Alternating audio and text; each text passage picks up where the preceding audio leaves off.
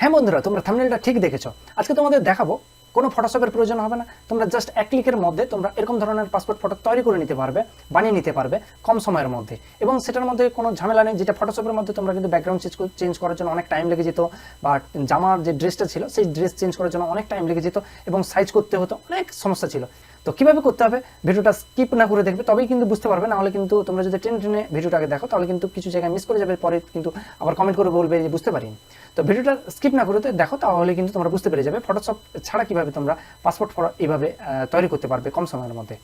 তো এর জন্য তোমাদের যেটা প্রয়োজন হবে, সবার প্রথম তোমরা গুগল ব্রাউজারের মধ্যে চলে যাবে, এবং এটা অনলাইন প্রসেস, এটা কিন্তু তোমাদের কোনো সফটওয়্যারের প্রয়োজন হবে না। তো অনলাইনে জাস্ট গুগলে গিয়ে সার্চ করবে cutout pro passport photo maker. তো এটা জাস্ট লিখে সার্চ করবে, ফার্স্ট যে লিঙ্কটা আসবে না সেটা দিয়ে ক্লিক করে দিবে, দিলে কিন্তু তোমাদের এরকম ধরনের ইন্টারফেস বলা এর একটা পেজ ওপেন হয়ে যাবে। তো ফার্স্ট টাইম যখন হয়ে থাকবে তাহলে কিন্তু তোমাদের লগ ইন করতে হবে বা সাইন আপ করতে হবে। এটা না করলে কিন্তু তোমরা ডাউনলোড করতে পারবে না, ডাউনলোড করার সময় তোমাদের কিন্তু সমস্যায় পড়তে হবে। তো এখানে জাস্ট একবার ক্লিক করবে, ক্লিক করার পরে দেখতে পাচ্ছ এখানে লগ ইন অপশন আছে। যদি তোমার ইমেল আইডি আগে থেকে যদি লগ ইন করার আছে যদি, তাহলে কিন্তু এখানে থেকে করতে পারো। আমি যেহেতু লগ ইন আগে থেকে করে রেখেছিলাম, বাট আমি চাইছি এখন তোমাদের দেখানোর জন্য সাইন আপ করতে। জাস্ট এখানে সাইন আপ সেকশনে এখানে ক্লিক করবে, তারপর কিন্তু তোমাদের একটা ইমেল আইডির প্রয়োজন হবে। তোমরা নিজের ইমেল আইডি ছাড়া কিভাবে করবে, তার জন্য তোমাদের গুগলে গিয়ে সার্চ করতে হবে টেম্প মেল লিখে যখনই সার্চ করবে তোমাদের ফার্স্ট যে লিঙ্কগুলো চলে আসবে, সেখানে যে কোনো একটা ওয়েবসাইটের মধ্যে কিন্তু তোমরা ঢুকে যাবে। ঢুকে যাওয়ার পরে তোমাদের কিন্তু ওয়েবসাইটের মধ্যে একটা টেম্পোরারি একটা ইমেল আইডি তোমাদের প্রোভাইড করবে, যেখানে এখানে কিন্তু জাস্ট কপি করে নেবে। কপি করে নেওয়ার পরে এখানে জাস্ট পেস্ট করবে ইমেল আইডিটা। পাসওয়ার্ড তোমার মনের মতো করে এখানে বড় হাতের এবং লেটার এবং সিম্বল একটা দিয়ে দিবে, ঠিক আছে। আমি এরকম করে দিয়ে দিচ্ছি, পাসওয়ার্ডটা দিয়ে দিলাম। এবার সাইন আপ করে নিব। সেটা ভেরিফাই করার জন্য কিন্তু এখানে কিন্তু মেল একটা পাঠাবে, যেটা সেই মেল আইডির মধ্যে কিন্তু মেসেজটা যাবে। তো জাস্ট আমি সেই মেল আইডির নিচের দিকে চলে যাব, এবং দেখতে পাচ্ছ এখানে আমার একটা ইমেল আইডির তে একটা মেল চলে এসেছে। এখানে জাস্ট ওপেন করব। এখানে এইটাতে আসার পরে দেখতে পাচ্ছ এখানে অ্যাক্টিভ করতে বলছে, জাস্ট এখানে অ্যাক্টিভ করে দিব। অ্যাক্টিভ করার সঙ্গে সঙ্গে কিন্তু তোমাদের রিডাইরেক্ট করে দিবে একটা নতুন পেজে। তো দেখতে পাচ্ছ এখন আমি কিন্তু সাইন আপ কিন্তু করে নিয়েছি। যেই সেকশনটাতে আমি বলেছিলাম যে পাসপোর্ট মেকার, এখানে যে প্রোডাক্ট বলে যে অপশনটা পাবে না কাটআউটের কাছে, প্রোডাক্টের ক্লিক করলে কিন্তু তোমাদের এরকম একটু নিচের দিকে চলে এলে দেখতে পাবে পাসপোর্ট ফটো মেকার। এখানে জাস্ট একবার ক্লিক করবে। ক্লিক করার সঙ্গে সঙ্গে সেম একই পেজে তোমাদের কিন্তু নিয়ে চলে আসবে, যেটা ফার্স্টেই কিন্তু তোমাদের চলে এসেছিল।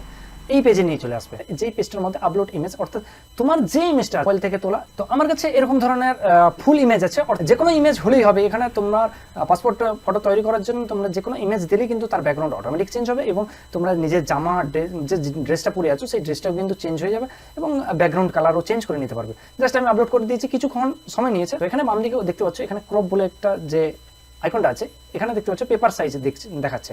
তো এখানে তোমরা পেপার সাইজটা কিন্তু A4 সাইজ এখানে দিয়ে দিতে পারো। A4 সাইজ আমি দিয়ে দিলাম। A4 সাইজের মধ্যে এখানে দেখতে পাচ্ছ আমি A4 সাইজ দিয়েছি, ঠিক আছে।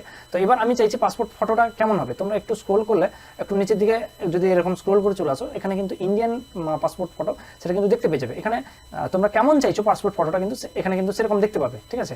তো আমি চাইছি এরকম ধরনের পাসপোর্ট ফটো চাই, যেটা 3.5 হবে। এরকম পাসপোর্ট ফটোটা আমার সব জায়গায় কিন্তু প্রয়োজন হয় আমাদের ভারতে, ঠিক আছে। তো এটা চাও যদি এটা করতে পারো, না হলে কিন্তু পাসপোর্ট এটা নিচে যেটা আছে, যেটা 3.5 এবং 4.5, এটাও করতে পারো, ঠিক আছে। এই দুটোর মধ্যে যে কোনো একটা করলে সিলেক্ট করার পর তোমরা কিন্তু এই ইমেজটাকে যে কোনো একটা ইমেজ ধরবে। এখানে কিন্তু আমি A4 সাইজ করে দিয়েছি বলে কিন্তু এটা এরকম আসছে। তোমরা কিন্তু এরকম করে ড্র্যাগ করে কিন্তু এরকম কিন্তু সাইজটাকে এরকম করতে পারবে, ঠিক আছে। তোমরা মনের মতো করে দেখতে পাচ্ছ এটা কিন্তু বড় সাইজে আছে। তো আমি A4 সাইজটাকে না করে আমি ইন্ডিভিজুয়াল করে দেখাচ্ছি। ইন্ডিভিজুয়াল করলে তোমরা ভালো বুঝতে পারবে। এখানে দেখো পুরো ইমেজটাই কিন্তু আছে, তোমার যেই পার্টটা লাগবে সেই পার্টটা কিন্তু এখান থেকে কিন্তু মুভ করে নিতে পারবে। আর এর মধ্যে কিন্তু ব্যাকগ্রাউন্ড কিন্তু অবশ্যই আগে থেকে কিন্তু রিমুভ হয়ে গেছে, দেখতে পাচ্ছ। তো আমি চাইছি এবার এটাকে আমার যেহেতু আমি সাইজ A4 সাইজটাকেই আমি করে দিচ্ছি।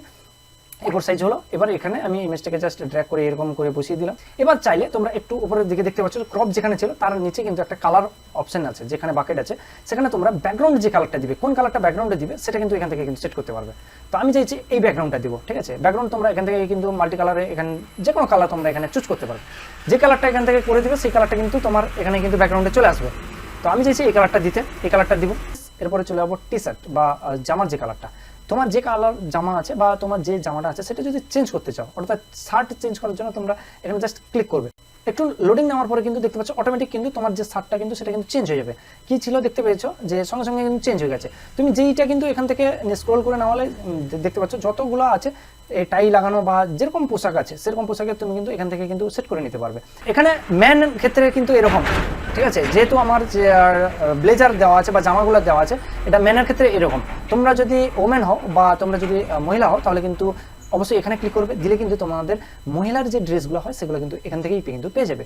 বা বাচ্চা চিলড্রেন যদি হয়ে থাকে তাহলে কিন্তু চিলড্রেনের এখানে সেকশনে ক্লিক করলে তোমরা বাচ্চারা কিন্তু জামাগুলো কিন্তু এখান থেকে পেয়ে যাবে। তো এটা করার পরে কিন্তু জাস্ট এখানে ডান করে দিবে। তো এরকম দেখতে পাচ্ছ আমার কিন্তু পাসপোর্ট সাইজটা কিন্তু এরকম ইমেজটা তৈরি হয়ে গেছে। জাস্ট এখানে আমি কিন্তু ডাউনলোড করে নেব, ডাউনলোড এইচডি করব।